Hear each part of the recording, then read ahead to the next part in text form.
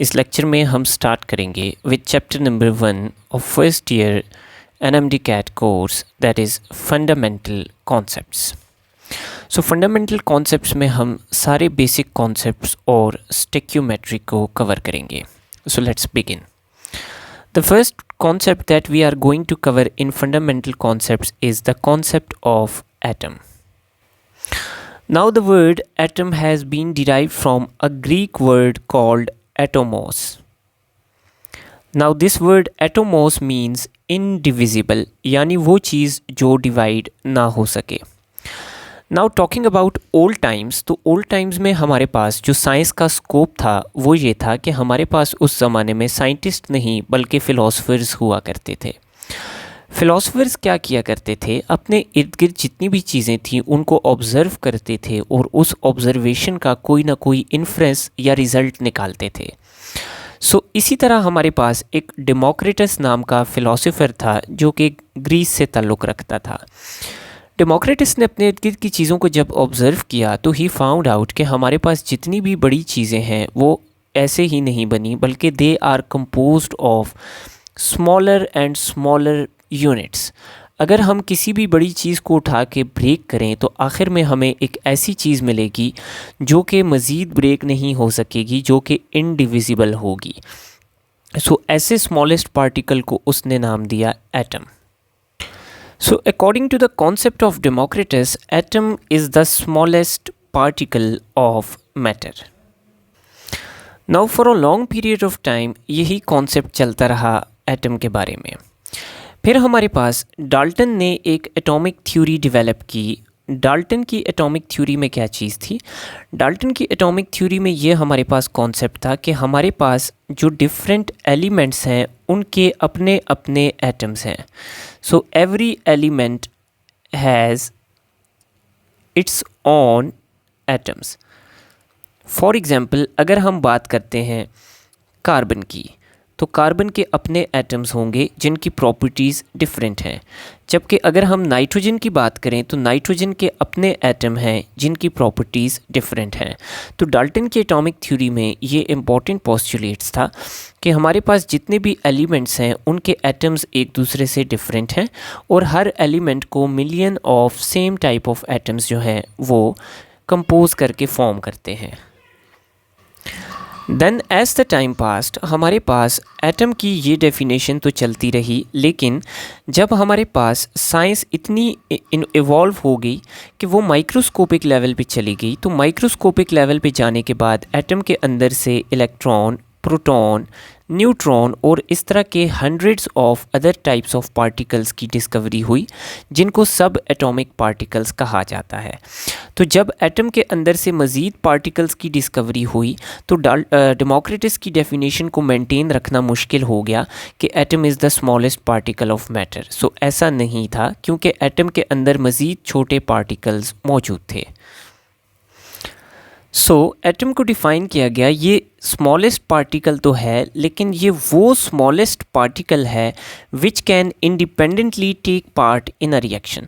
तो मैटर का वो स्मॉलेस्ट पार्ट जो कि इंडिपेंडेंटली रिएक्शन के अंदर ख़ुद को इन्वॉल्व कर सकता है, दैट इज़ कॉल्ड एटम।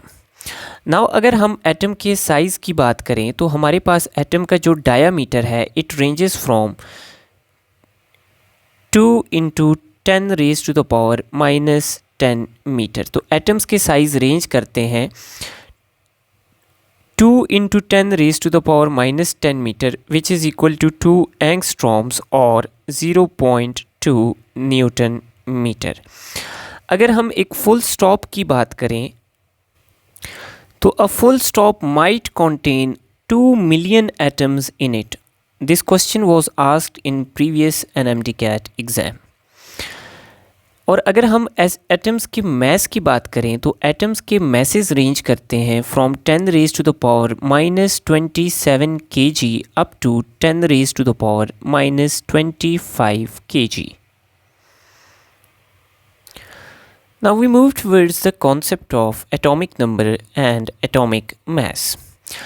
अगर हम कोई भी एटम ले लें तो उसके अंदर हमें जो मेजर पार्टिकल्स देखने को मिलेंगे that will be neutron, a positive proton and a negative electron. So ये तीनों हमारे पास फंडामेंटल पार्टिकल्स हैं एटम के। नाउ फॉर एग्जांपल मेरे पास एक एटम है X। इस एटम X के अंदर सपोज मेरे पास 7 प्रोटॉन्स हैं। Now since the atom is electrically neutral and protons carry a positive charge, तो एक एटम में जितने प्रोटॉन्स होंगे उतने ही इलेक्ट्रॉन्स भी हमें देखने को मिलेंगे। तो जिस एटम में 7 प्रोटॉन्स होंगे उसी एटम में न्यूट्रल फॉर्म में 7 इलेक्ट्रॉन्स भी होंगे। तो the number of protons present inside the nucleus of an atom is called atomic number. So atomic number is basically number of protons inside the nucleus of atom. Now suppose इस atom में मेरे पास neutrons का number भी 7 है। तो अगर हम protons, neutrons और इलेक्ट्रॉन्स तीनों को देखें तो इलेक्ट्रॉन्स का मैस बहुत कम है, इसलिए एटम के टोटल मैस में हम इलेक्ट्रॉन को नेग्लिजिबल कंसिडर करते हैं। अब एटम का जो मेजर मैस है it is formed by protons and neutrons. तो हमारे पास the sum of number of protons and number of neutrons जो कि न्यूक्लियस में प्रेजेंट होते हैं, तो एटम का मेजर मैस हमारे पास न्यूक्लियस से बनता है जिसमें मेजरली प्रोटॉन्स और न्यूट्रॉन्स प्रेजेंट हैं। तो प्रोटॉन्स और न्यूट्रॉन्स के नंबर का जो सम है उसको हम कहते हैं एटॉमिक मैस। तो atomic mass is number of protons plus number of neutrons. Atomic number को हम डिनोट करते हैं with Z and atomic mass को हम डिनोट करते हैं with symbol A। So for example I take an element carbon. Carbon is 612। So 6 means कि इसका एटॉमिक नंबर 6 है। कार्बन के एटम में हमें 6 प्रोटॉन्स या 6 इलेक्ट्रॉन्स देखने को मिलेंगे और इसका एटॉमिक मैस है 12। सो इसका मतलब है कि इसके प्रोटॉन्स और न्यूट्रॉन्स का नंबर जो है वो कंबाइंड फॉर्म में है 12। सो 6 प्रोटॉन्स हैं तो हमारे पास इसमें 6 न्यूट्रॉन्स हैं, so they make equal of 12। Now suppose we are given an element that is nitrogen 15(7). हमसे पूछा गया है कि इस एलिमेंट में कितने न्यूट्रॉन्स हैं। So 7 is the number of protons whereas 15 is the number of protons plus neutrons. तो 15 में हमारे पास 7 जो है वो प्रोटॉन्स हैं, तो ऑटोमेटिकली 8 जो है वो हमारे पास न्यूट्रॉन्स हो जाएंगे।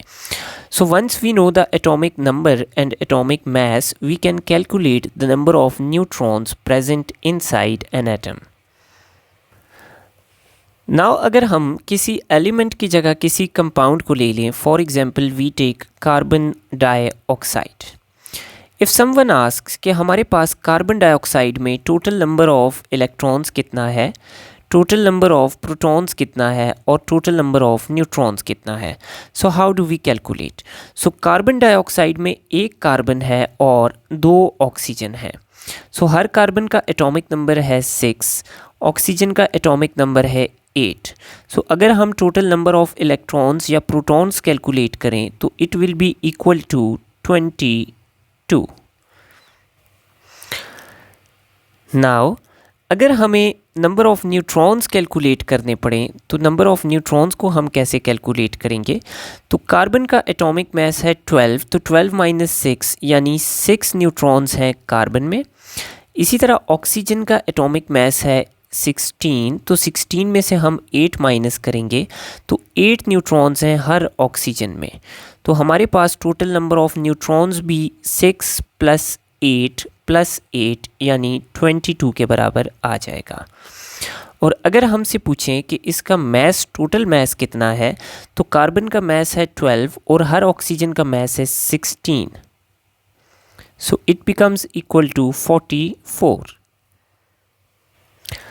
नाउ ये 44 के यूनिट्स क्या होंगे, ये तो हमारे पास, या जिस तरह हम कहते हैं कि नाइट्रोजन 715 का मैस है 15, सो इसके यूनिट्स क्या होंगे। तो किसी भी सिंगल एटम या सिंगल मॉलिक्यूल के जो मैस के यूनिट्स हैं they are atomic mass unit.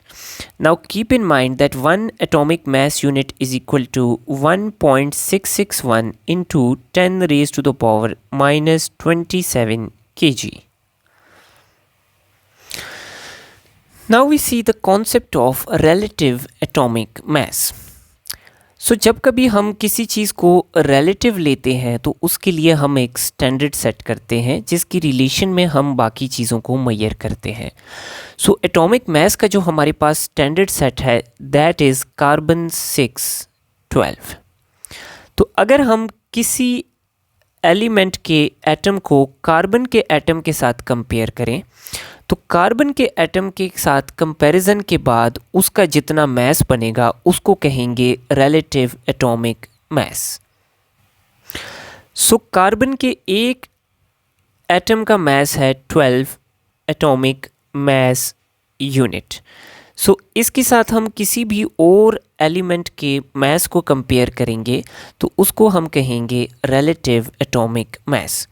For example अगर हम कार्बन के 12 एटॉमिक यूनिट्स को पिक करते हैं और नाइट्रोजन को उसके साथ कंपेयर कर देते हैं तो हमें पता चलता है कि नाइट्रोजन का जो एटॉमिक मास है वो हमारे पास है 14 point something atomic mass unit.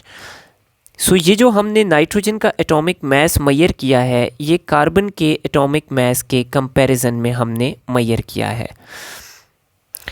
So relative atomic mass is the mass of an element measured in comparison with mass of one carbon atom. Now, the concept of measuring atomic masses was put in by the scientist called Berzelius. सो अगर हम मास को major करें किसी एक single atom के लिए सो उस मास को हम कहते हैं एटॉमिक मास. अगर हम मास को मेजर करें किसी मॉलिक्यूल के लिए तो उसको हम कहते हैं मॉलिक्यूलर मास. नाउ हमारे पास कुछ सब्सटेंसेस एग्जिस्ट करते हैं एज जाइंट स्ट्रक्चर्स जिसमें हमारे पास आयनिक कंपाउंड्स और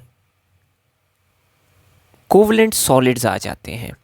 तो आयनिक सॉलिड्स और जो कोवलेंट सॉलिड्स हैं यानी जाइंट नेटवर्क सॉलिड्स उनमें अलग मॉलिक्यूल्स हमें देखने को नहीं मिलते. उनमें बहुत सारे एटम्स एक दूसरे के साथ डिफरेंट पैटर्न पे कंबाइन करके एक जाइंट स्ट्रक्चर बनाते हैं. तो ऐसे सब्सटेंसेस के लिए जो हम मास मेजर करते हैं उसको हम कहते हैं फॉर्मूला मास, क्योंकि ये उस फॉर्मूला का मास होता है जो रिप्रेजेंट कर रहा होता है कि हर एक एटम के साथ दूसरे कितने एटम्स हमारे पास प्रोपोर्शन में कनेक्टेड हैं. जिस तरह सिलिकॉन डाइऑक्साइड में अगर हम टोटल सिलिकॉन और टोटल ऑक्सीजन का नंबर देखें तो ऑक्सीजन का नंबर सिलिकॉन के मुकाबले में डबल होगा, इसलिए इसका फॉर्मूला जो हमारे पास मास बनेगा वो है 60 और फॉर्मूला यूनिट बनेगा SiO2. इसको मैं अगर मज़ीद इजी करूं तो SiO2 का हम स्ट्रक्चर देखते हैं. तो हर सिलिकॉन के साथ 4 ऑक्सीजन के एटम्स हैं और हर ऑक्सीजन के साथ 2 सिलिकॉन के एटम्स अटैच्ड हैं और इसी तरह हमारे पास ये बहुत एक बड़ा जाइंट स्ट्रक्चर है. तो अब इस जाइंट स्ट्रक्चर में कोई एक स्पेसिफिक मॉलिक्यूल मौजूद नहीं है, लेकिन अगर हम ओवरऑल रेशो को डिवाइड करें तो हर सिलिकॉन के हिस्से में 2 ऑक्सीजन के एटम्स आते हैं. सो इसलिए हम लिखते हैं SiO2. The next concept that we have is an ion. Ion is either a positive or a negative charged species. तो वो स्पीशीज़ जिस पे पॉजिटिव या नेगेटिव चार्ज होगा उसको हम आयन कहते हैं. नाउ अगर हम स्पीशीज़ की बात करते हैं तो इसका मतलब है कि पॉजिटिव चार्ज किसी एटम पे भी हो सकता है और पॉजिटिव या नेगेटिव चार्ज किसी मॉलिक्यूल पे भी हो सकता है. तो ion is basically any atom और any molecule that carries either a positive और a negative charge. Now for example एक एलिमेंट है X, इसके ऊपर पॉजिटिव चार्ज आया तो इसको हम पॉजिटिव आयन या कैट आयन कहेंगे और अगर एक एलिमेंट है y, इसके ऊपर अगर हमें नेगेटिव चार्ज देखने को मिलता है तो इसको हम नेगेटिव आयन या एन आयन कहेंगे। नाउ आयन पे चार्ज आता कहाँ से है? सो फॉर एग्जांपल मैं एक एलिमेंट x की एग्जांपल लेता हूँ। एलिमेंट x का एटॉमिक नंबर है 11 और एटॉमिक मास है 23। नाउ एलिमेंट x की टेंडेंसी है कि ये अपने 11 इलेक्ट्रॉन्स में से एक इलेक्ट्रॉन लूज़ कर जाता है। तो जब ये एक इलेक्ट्रॉन लूज़ करता है तो इलेक्ट्रॉन्स का नंबर 11 से 10 हो जाता है। तो इलेक्ट्रॉन जब लूज़ हो गया तो इलेक्ट्रॉन का नंबर कम हो जाएगा। जबकि protons are present in the nucleus, ये सिर्फ न्यूक्लियर रिएक्शन में लूज़ होते हैं, केमिकल रिएक्शन में लूज़ नहीं होते। इसलिए प्रोटॉन्स का नंबर 11 ही रहेगा, प्रोटॉन्स के नंबर में कोई चेंज नहीं आएगी। तो अब एलिमेंट से जब इलेक्ट्रॉन गया है तो इलेक्ट्रॉन्स का नंबर 10 हो गया है, जबकि प्रोटॉन्स का नंबर 11 ही है। तो इस वजह से 11 प्लस चार्ज है एटम पे और 10 नेगेटिव चार्ज है। तो अब इलेक्ट्रॉन के जाने के बाद इलेक्ट्रॉन्स का नंबर कम हो गया है। So positive charge is dominating by 1, तो हमारे पास 1 प्लस चार्ज आ गया है इस एटम पे। तो इसको हम कहेंगे पॉजिटिव आयन या कैट आयन। इसी तरह if I talk about an ion, तो सपोज़ मेरे पास एक एलिमेंट है y, इसका एटॉमिक नंबर है 9 और एटॉमिक मास है 19। सो इस एटॉमिक नंबर 9 का मतलब है कि इसके अंदर इलेक्ट्रॉन्स का नंबर भी 9 है और प्रोटॉन्स का नंबर भी 9 है। नाउ सपोज़ कि ये एलिमेंट एक इलेक्ट्रॉन को गेन करता है। सो जब ये इलेक्ट्रॉन गेन करेगा तो हमारे पास इसके इलेक्ट्रॉन्स का नंबर 10 हो जाएगा, जबकि प्रोटॉन्स का नंबर 9 ही रहेगा, क्योंकि केमिकल रिएक्शन में सिर्फ इलेक्ट्रॉन गेन या लॉस्ट हो सकता है। तो अब हमारे पास नेगेटिव चार्ज है 10 माइनस और पॉजिटिव चार्ज है 9 प्लस। सो ओवरऑल हमारे पास 1 माइनस चार्ज आ जाएगा, तो इसको हम कहते हैं नेगेटिव आयन या एन आयन। तो आयन बेसिकली कब फॉर्म होगा? So ion will be formed when an atom loses और गेन्स एन इलेक्ट्रॉन। जब एटम इलेक्ट्रॉन को लूज़ करेगा तो पॉजिटिव आयन बनेगा, और जब एटम इलेक्ट्रॉन को एक्सेप्ट या गेन करेगा तो नेगेटिव आयन बनेगा।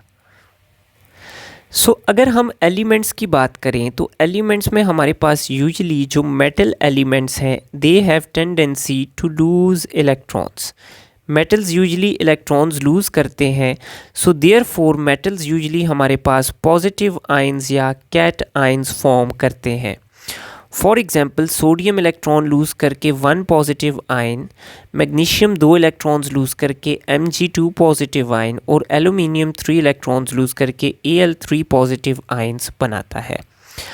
इसी तरह अगर नेगेटिव आयन की बात करें तो हमारे पास नॉन मेटल की यूजुअली टेंडेंसी है कि ये अपने लास्ट शेल को इलेक्ट्रॉन गेन करके कंप्लीट करते हैं। तो नॉन मेटल यूजुअली क्या करते हैं, ये गेन करते हैं इलेक्ट्रॉन्स को, देयरफॉर गेन करने की वजह से ये यूजुअली नेगेटिव आयंस यानी एन आयंस बनाते हैं। फॉर एग्जांपल अगर मैं फ्लोरीन की बात करूं तो फ्लोरीन 1 इलेक्ट्रॉन लेके F माइनस, ऑक्सीजन 2 इलेक्ट्रॉन लेके O2 माइनस, और नाइट्रोजन 3 इलेक्ट्रॉन्स लेके N3 माइनस आयंस में कन्वर्ट होता है। सो ये जो हमें आयंस देखने को मिलते हैं ये एटॉमिक आयंस हैं।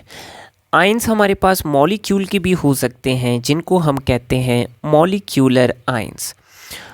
सो हमारे पास फॉर एग्जांपल अगर मैं बात करूं NO3 माइनस नाइट्रेट आयन, या SO4 माइनस सल्फेट आयन, या PO4 3 माइनस फॉस्फेट आयन, तो ये मॉलिक्यूलर आयंस हैं। So these are molecular anions. जबकि अगर मैं बात करूं NH4 प्लस की, तो ये हमारे पास क्या है, मॉलिक्यूलर कैटाइन है। नाउ हमारे पास मॉलिक्यूलर आयंस में एन आयन ज़्यादा एबंडेंट हैं, negatively charge ions in molecular form are more abundant, और पॉजिटिवली चार्ज मॉलिक्यूलर आयंस यानी मॉलिक्यूलर कैटाइंस लेस एबंडेंट हैं।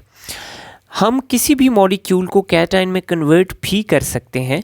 फॉर एग्जांपल हम एक मॉलिक्यूल लेते हैं कार्बन डाइऑक्साइड का।